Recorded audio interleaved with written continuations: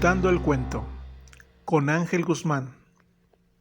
Escribía yo, según yo, cuentos y escribía obras de teatro. Y mi vecina, que vivía al lado, tocaya casi mía, me llamo Alexandra, ella es Alejandra Chacón, la quieren googlear, es una gran actriz. Ella montaba las obras de teatro que yo escribía. Entonces yo escribía las obras de teatro y ella hacía la escenografía y la dirección y actuábamos las dos, ¿no? A mí no me gustaba actuar, nunca me ha gustado. No me siento cómodo, ¿no? Pero pues éramos dos, entonces yo escribía obras de teatro para dos y las montábamos para sus tíos y para su mamá. Entonces, pues escribo desde que aprendí a escribir y escribía cuentos donde eran puras historias trágicas. Se morían todos los personajes al final, ¿no? Entonces mi mamá estaba muy preocupada y me decía, ¿por qué se mueren? ¿Por qué los matas, no? Y yo le decía, pues es que ya había acabado como su misión en la vida. O sea, mi cerebro de niña era, veníamos a hacer algo, ya lo hicimos, ya nos vamos, ¿no? Ya estabas tomando talleres, por ejemplo, con Guillermo Santello, ¿no? Que compartimos ese maestrazo. ¿Tomaste curso en la SOGEM aquí en Querétaro? Sí, empecé en SOGEM México. Hubo una convocatoria en el año 96-97 para la generación que entraba, creo que era la generación 97. Y pues en mi Ciudad de México las convocatorias son masivas, ¿no? Eran 1,700 personas, de las cuales entraban 50. Entonces, pues yo hice toda la convocatoria, eligieron 100 para un propedéutico, de esos 100 publicaban una lista bastante criminal.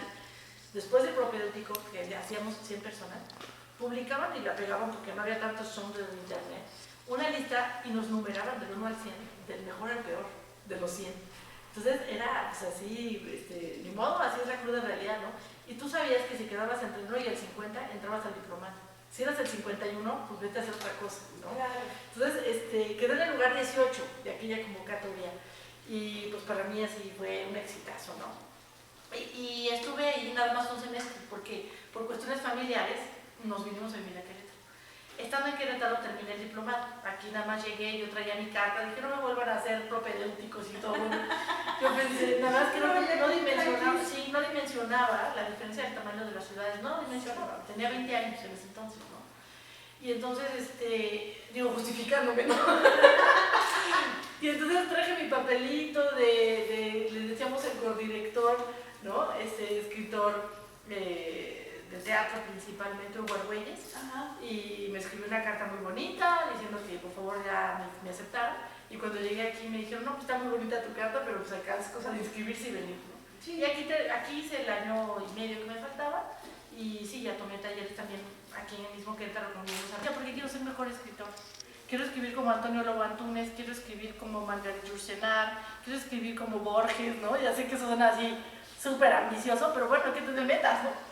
Son los grandes monstruos, sí, ¿no? Y yo leía a ellos tres y decía, tienen un acervo cultural que yo no tengo, ¿no? Y por supuesto, yo era una joven y estos adultos que estoy contándote, bueno, ya hasta habían fallecido algunos de ellos, ¿no? Pero yo leía y decía, para ser un gran escritor tienes que saber de filosofía, ¿no? Y entonces, en realidad, luego me gustó la filosofía por el giro lingüístico y otros temas no necesariamente vinculados a hacer literatura, pero mi razón para estudiar filosofía fue hacer mejor literatura. No sé si funcionó, pero ese fue el intento. Aquí en Querétaro, ¿cómo empieza todo? Que hasta tu hijo luego te pregunta en medio del público, ¿y va a tener final? Esa novela la vas a terminar un día. Pues esa novela empezó, yo estaba dando clases de historia, he dado clases en dos prepas, principalmente en Querétaro, y un bloque de muchos años di historia del virreinato, la colonia, los 3 siglos de colonia, ¿no? Y entonces, pues estudiaba todos los años, a mí cuando doy clases me gusta no quedarme con lo que ya sé, sino leer más y más. Entonces estaba súper sumergida como en el mundo virreinal, y Querétaro además se presta en su ambiente arquitectónico a estar viendo, mira estas cosas, estas referencias históricas, ¿no? Entonces estaba muy sumergida en el medio de la época virreinal colonial y una noche me desperté estaba soñando que yo era una mulata y que me arrebataban a mi hijo, que tenía un niño como de 2, 3 años y me lo arrebatan. Y en ese sueño donde me arrebatan al niño me despierto muy alterada, fue un sueño muy vívido y me despierto muy alterada de que me arrebataron a mi hijo. y como diciendo, a ver, mi hijo, dije, no, es un sueño, yo no soy mulata, mi hijo no es ese niño, ¿no? Entonces mi hijo ya no era un niño, era un adolescente de 12, 13 años, y me desperté, me paré a las 3 de la mañana a contar, a escribir lo que había soñado. Este pequeño capítulo de 2, 3 cuartillas está en medio hoy de la novela, que finalmente terminé este año por fin, que se llama Mulata. Y no está publicada todavía, le estamos ahí dando maquillaje todavía. Maestra Amelia Armas también ha publicado lo propio, ¿no?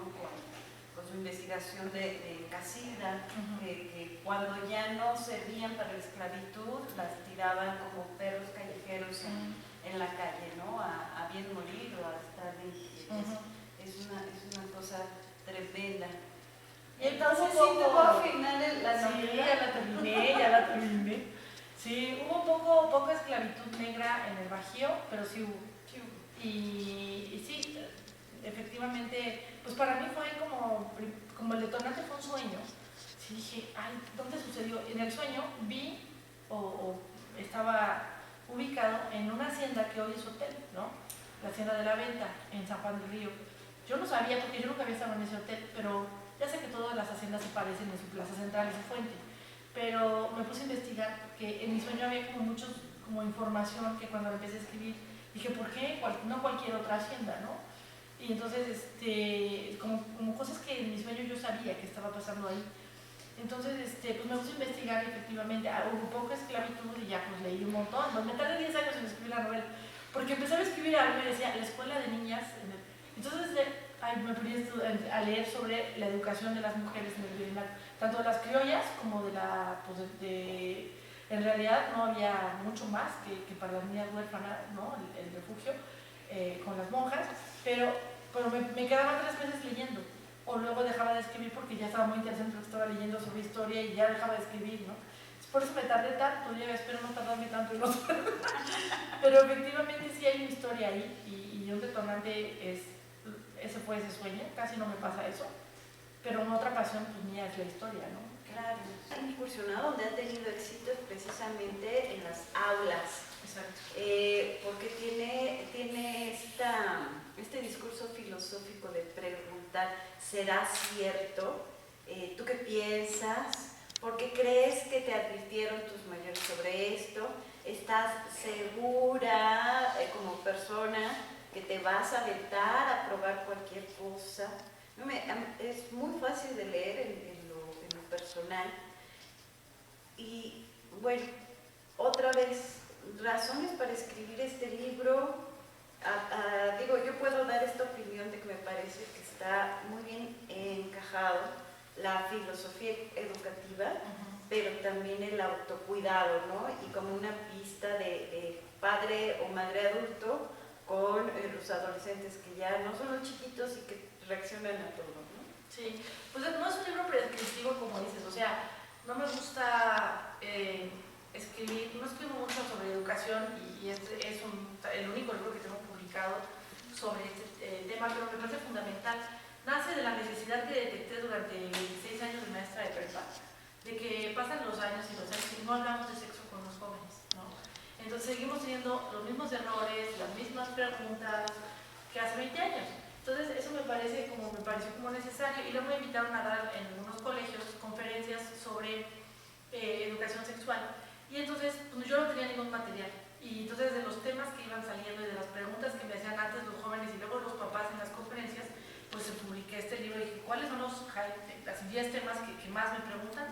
Y de esos hice el índice y lo conté, pues hice un poco de investigación, claro, porque yo no soy sexóloga, pero básicamente es, como dices, soltar el ancla para que pensemos sobre la sexualidad. Y se volvió un libro, no solo un adolescente que lo leyó me dijo, mis papás necesitan leerlo, no para ayudarme a mí, sino para ayudarse a ellos. Es una invitación a replantearnos qué pensamos sobre la sexualidad, no solo de los jóvenes, sino de la nuestra. Y te digo, trato de no ser prescriptiva, de decir qué tienes que pensar, o sea, sino que una invitación a pensar tu sexualidad otra vez. Yo te preguntaría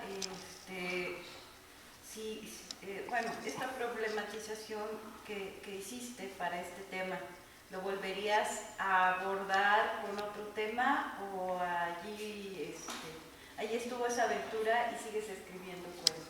Pues mira, prefiero escribir literatura, pero pues sin duda falta muchísima educación y hay una idea que me gusta, no es mía por supuesto, que es dejar el mundo mejor que como lo encontraste, ¿no? Entonces, cuando estás vivo, y es un plazo muy breve, así vivamos 90 años, es un plazo muy breve en la historia temporal, los años que nos toquen vivir, trata de dejar el mundo un poco mejor. Entonces, me gusta hacer literatura, creo que el arte es superlativa, la ayuda que hace a que el mundo sea mejor, creo que es todo el arte, no solo la literatura, lo que nos permite que el mundo sea un mejor sitio. Pero la educación fundamentalmente ayuda también, o sea, eso era otro remo, digamos, ¿no? Entonces, lo escribí con mucha diversión, la verdad lo escribí, o sea, a diferencia de la novela que me tardé 10 años en acabar, este libro lo escribí en 3 meses, o sea, me senté y lo escribí, ¿no? Todas las cantidades de libros me da felicidad, pero otro libro se puede llamar Manual del Perfecto Infeliz porque solemos buscar la infelicidad casi de manera deliberada. Y entonces, como otro libro de sexo, otro libro de ser feliz o ser infeliz. Porque también es educación, ¿sabes? ¿No? Las personas les cuesta mucho trabajo vivir en armonía. No digo felicidad porque son momentos, la felicidad son destellos. La armonía es un estado mucho más estable que la felicidad. Entonces, quisiera escribir sobre eso. Hay un libro de Bertrand Russell, ¿no? Sí. De hecho, la idea de escribir el libro sobre la felicidad salió de este libro de Bertrand Russell, que era un gran filósofo y gran matemático del siglo XIX y inicios del XX, que escribió libros tratados muy profundos sobre filosofía y escribió un libro muy sencillo sobre la felicidad. No me acuerdo el título en ese instante, pero es un manual para ser feliz, ¿no? Y cuando lo leí, dije hay que actualizarlo. O sea, este libro está muy siglo XIX, es excelente, pero como que dije, podríamos hacer con un fundamento filosófico, razones para ser feliz, y el manual para ser del perfecto y feliz es porque la idea es que el índice sea amargado, quéjate de todo, ¿no? Dele defectos a todas las cosas, critica a todas las personas. Con todo el mundo. Exactamente. Los cuentos en general son de largo aliento, ¿no? Sí. Cuando te ha tocado solicitar el material tuyo, dices, es que son muy poquitas cuartillas, no me va a alcanzar todo lo que tengo escrito, ¿no? Sí, así como hablo, escribo, creo. De este libro que editó nuestra amiga Araceli Ardón y su hija, Editorial Casablanca, hay una serie de epístolas muy hermosas de despedida que le haces al diario, a Julio César. Como en el karaoke me voy a permitir leer una parte, me conmueve. Ajá. Te amo, niña, y a veces mascullado, a veces como murmullo, como quien ejercita decir palabras antes desconocidas, simplemente te amo. No tenías la palabra amor muy a la mano, pero sí tenías un largo repertorio de formas para decir que me amabas. Tomabas el salero y sin preguntarme comenzabas a salpicar mi comida aunque yo te dijera que no. Le falta sal, decías, y yo aceptaba tu sal con una sonrisa. Me despertabas a las 7 a.m., ya es hora, niña, me decías muy bajito y muy cerca del oído, a la vez que colocabas una taza de café recién hecho en mi buró. Yo me despedazaba, regresabas a la cocina a preparar el licuado, justo como me gustaba, como lo hice sola para mí misma durante años antes de tu llegada. Luego me hacías un fabuloso sándwich gourmet para llevarlo a mi jornada de maestra. Si por la noche me descobijaba, tú no dudabas en taparme, te acurrucabas conmigo, te despegabas a mi espalda y separabas mi cabello para plantar un ligerísimo beso en la nuca. Me parece tiernísimas estas palabras. Enseñarme a ser libre, a no atarme a ti, a no depender de nadie, a construir mi vida, cultivar mis pasiones, ser una persona completa y elegirme a cada paso. Me enseñaste que un matrimonio no es una condena ni una cadena, sino una elección en libertad cada día.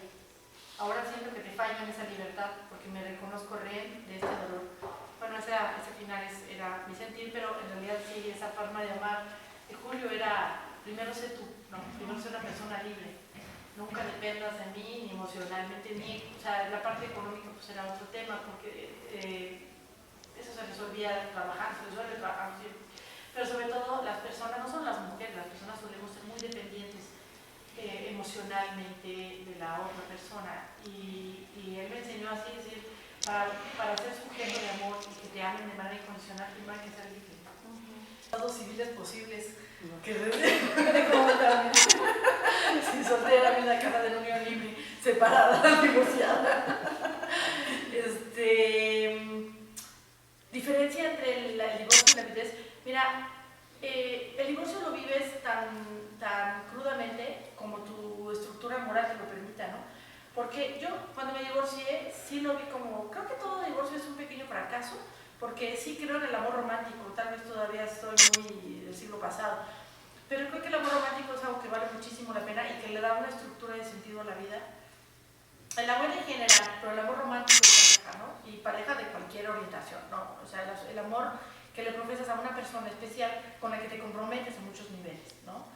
Entonces, ese del amor romántico me parece un sentido de vida muy fuerte.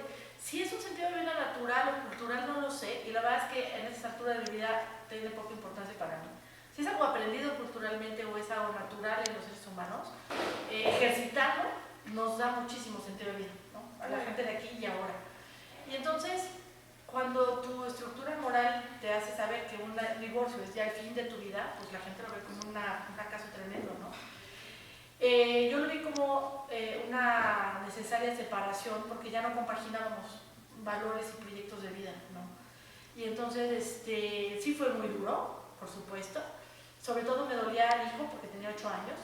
Mi hijo cuando nos divorciamos me parecía que era muy pronto para desmembrarle la familia. Pero sales adelante, ¿sabes? O sea, como dices, bueno, ahora me toca hacerme cargo de mis cosas, de mi economía, de mis proyectos de vida.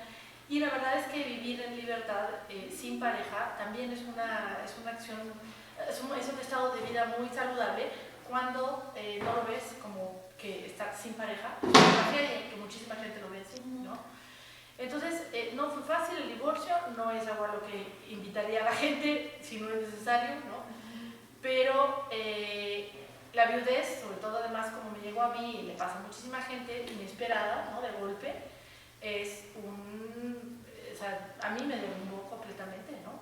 Me siento un poco el ave fénix, ¿no? Yo pensé que no salía de ese cuadro depresivo y de ese oscuro túnel de dolor. Pensé que no iba a salir. Y lo único que te rescata otra vez es el amor. Es la familia, es el hijo, son mi mamá, mis hermanas, que hay personas que te aman, ¿no? Y que creen que lo que haces estando vivo vale la pena que lo sigas haciendo. Entonces te rescata otra vez una red de amor y sí, me siento como el ave fénix renaciendo y diciendo vale la pena, tiene mucho sentido seguir vivo y hacer cosas, por eso, ¿no? Exacto. Sin embargo, el material de estas cartas, si usted quiere leer las cartas más tristes una noche y despertarse llorando al otro día, estas son, creo, reflejan pues la impotencia. Escribí una carta al día todo el primer año, por lo menos una carta por día todo el primer año. Entonces esta es una selección. Es una carta de cada mes. Okay. O sea que hay 12 cartas nada más y es una por mes de todo el cuaderno que escribí. Seleccioné una de cada mes y eso es como el proceso. Ahora, en estas cartas sí, en las cartas no hay esperanza. O sea, lo digo ahí en el inicio. No hay esperanza. Te digo, no esperen encontrar en estas cartas de, ay, ¿cómo le hizo esta persona para salir de ese dolor? No hay esperanza ahí. Puedo decir ahora que hay esperanza, sí, pero no en esas cartas, ¿no? Ajá. Es una... Pues permitiste sentir, ¿no? Y reflejar en esta escritura. Creo que también hay mucho miedo en el mundo moderno de la felicidad fácil, del entretenimiento, de estar siempre eufórico, despreciar este sentimiento, especialmente la tristeza. Sí hay mucho enojo de algunas personas o descontento, ¿no? Como que es más permitido el enojo en esta época. Y por eso mucha gente en el duelo lo pasa por el enojo y no por el sinsentido. La verdad es que alguien se muera en general es un sinsentido, a menos que tengas una fe religiosa muy fuerte. si no tienes una fe religiosa tan fuerte que alguien que amas y muera, te dejan un vacío tremendo existencial, un vacío existencial. Y entonces, mucha gente lo pasa, lo filtra por el enojo por lo que estás diciendo. Es más fácil estar enojado que reconocer el vacío, ¿no? Araceli Garrón.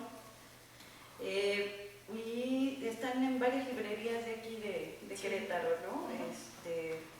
Incluso si no, pueden googlear la editorial y pedirlo directamente con los editores. El exceso también está en Amazon. ¿Está en Amazon? Ah, bueno, y ese sí es totalmente Ale Lobato. Ella está totalmente dispuesta, ya le estoy hablando a ella, pero ella da conferencias de esto para padres, para jóvenes. Ya fue maestra del TEC de Monterrey, y entonces en varios campus ha ido a dar este tipo de conferencias y, por supuesto, promover su libro en beneficio comunitario. Mañana estoy en Chiapas dando plática de esto también, de educación sexual, en el TEC de Campus Chiapas, el TEC de Monterrey Campus Chiapas.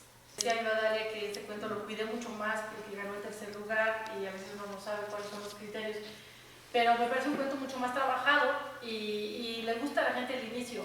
Entonces, en general, más que guste, como que genera esa ancla, ¿no? Es decir, estos libros están en el fondo editorial queretano, en la librería del fondo, y se pueden conseguir, me imagino, Secretaría de Cultura, ¿no? Sí. Entonces, son muy buenos los cuentos que están, no solo el mío, que ojalá les guste, sino pues, los cuentos que ganaron. La verdad es que es muy buen material, se leen rápido, son cuentos relativamente cortos. Y bueno, si me permiten, pues leo la primera página de este. Adelante. Se llama La deuda de Vladimiro. Vladimiro es un personaje que está en muchos de mis cuentos. De hecho, voy a publicar, espero, un librito solo de cuentos de paraíso, que es el pueblo en donde se mueve este señor. Y se llama La deuda de Vladimiro. Con un puñado de dientes en la mano, Vladimiro Peña cruza las pocas calles que conforman San Miguel de Palmas. Tiene solo 6 años. Y los 4 dientes que lleva en el puño son los de Joaquín, el mayor de sus hermanos. A tan corta edad, Vladimiro ya ha comprendido que vive en un país sin ley y camina con un aplomo pendenciero que contrasta con su pequeño y delgado cuerpo de niño mal alimentado. Cuando llega a casa, deja los dientes sobre la mesa. La madre observa las pequeñas manos embarradas de sangre y con un ligero gesto de cabeza, casi con temor, pregunta qué significa eso. Le saqué los dientes a Joaquín. Ante el asombro callado de su madre, el niño explica: ya le había estado dice que le iba a partir su madre, y le dije, pinche flaco, síguele el hocicón y te saco los dientes. Martina asiente, como aprobando la acción. Le acerca un balde con agua y lo ayuda a lavarse las manos. Le cuesta trabajo creer que esta pequeña criatura sea capaz de eso, pero sabe que es cierto. Sabe que Vladimiro trae algo chueco en el alma. Lo supo desde el momento en que nació, pues el niño no lloró como los otros. Se limitó a mirarla fijamente con unos ojos como de piedra. Es verdad, Vladimiro no tiene miedo. Ahí lo vamos a ver. Te pregunto. Va, hola, cuentaza. Muchísimas gracias. Nos Gracias a vemos todos. el próximo mes.